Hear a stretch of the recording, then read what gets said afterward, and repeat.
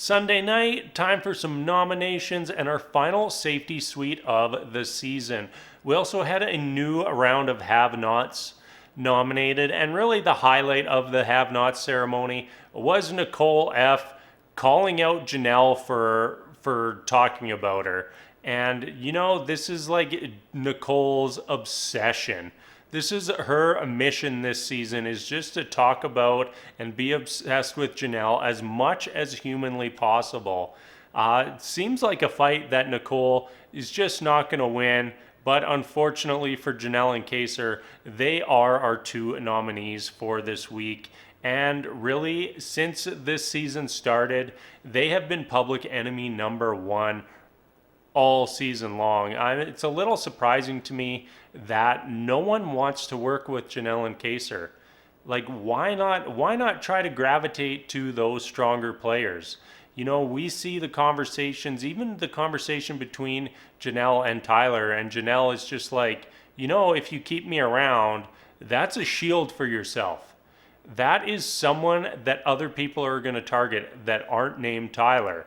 And Tyler even agrees that this is totally valid, but still says like, yeah, you were talking about me and my game, so I've got no choice but to nominate you. I do think that this is the path of least resistance for Tyler this week, because everybody seems to be on board with getting either Janelle or Kaysar out the door, and ultimately just not a good move for Tyler's game to blow things up with any of his alliances or agreements he's made throughout the season.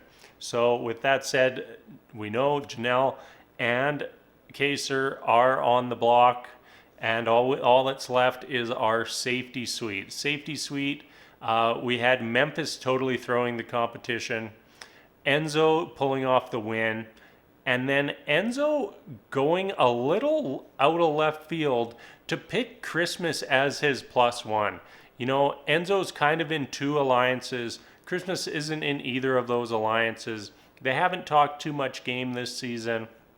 And out of the blue, he just picks Christmas. And that was after Davon was just kind of fishing, like all day fishing for for the safety. She really wanted the safety, and it was throwing up some red flags throughout the house. It all comes back to Tyler that she's trying to get this safety, when earlier in the episode Tyler formed an alliance with Davon called the Slick Six. So they formed an alliance, and then immediately Davon is trying to get that safety, which is a little bit of a red flag that says, like, one, you have to prove that there's trust there, and two, that she feels she needs that safety when someone who she's supposed to be allied with is in power. So I think that's a little bit of poor gameplay there by Davon,